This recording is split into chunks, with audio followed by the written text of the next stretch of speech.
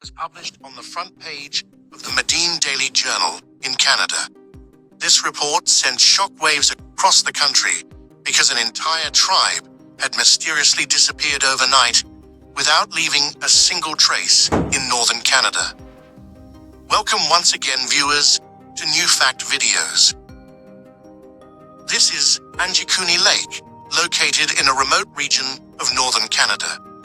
On its shores was a small settlement where the Eskimo tribe lived.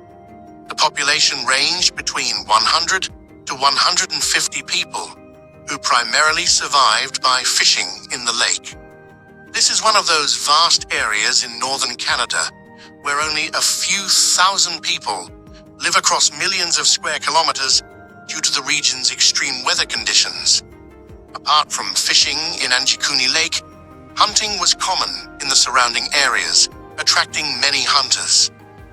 It was a freezing day in November 1930 when a hunter named Joe LaBelle came to this area for hunting. He got so engrossed in his activity that he didn't realize when it had gotten dark. Since he had visited the area before, he decided to spend the night at the Eskimo village near Anjikuni Lake. The people of this tribe were well known for their hospitality. As Joe packed his belongings and walked towards the Eskimo settlement, he noticed something unusual. It was a bright moonlit night, yet there was absolute silence. There was no sign of anyone, nor any sounds. Only his own footsteps echoed in the quietness. This wasn't his first time visiting, but tonight felt different. The village should have been bustling with activity. Even the dogs kept by the villagers should have been barking. However, as Joe approached, the silence remained unbroken. Speeding up his pace, he finally reached the village. From a distance, he could see smoke rising from some huts, indicating that there were fires burning inside. This reassured him that people must be around. However, upon getting closer, he found that not a single person was in sight. When Joe entered the first tent, he was shocked. No one was inside. The same was true for every other tent. What was most disturbing was that food was left cooking on the stoves, but it had completely burned. Women's sewing projects lay unfinished, with needles still threaded. This suggested that the villagers had left in a hurry, but why and where? Joe's fear intensified when he found the village dogs tied up, dead from starvation, despite food being available nearby. Even stranger, a freshly dug grave was present, as if someone had just buried someone recently. Shaken, Joe knew something was deeply wrong. The people of this region never left their dogs behind, yet all their belongings, food, and even burning fires were abandoned.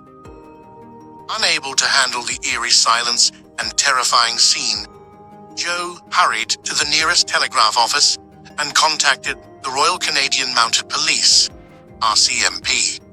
When the police arrived at the site, they confirmed everything Joe had described. Their first suspicion was a violent attack, but there were no signs of struggle, blood, or looting. The police launched an extensive search operation. However, one bizarre discovery changed everything. There were no footprints in the snow. The entire village was covered in snow, but not a single footprint, except for Joe LaBelle's own tracks. This meant that no one had entered or left. The lake was completely frozen, and the villagers' boats were parked on the shore.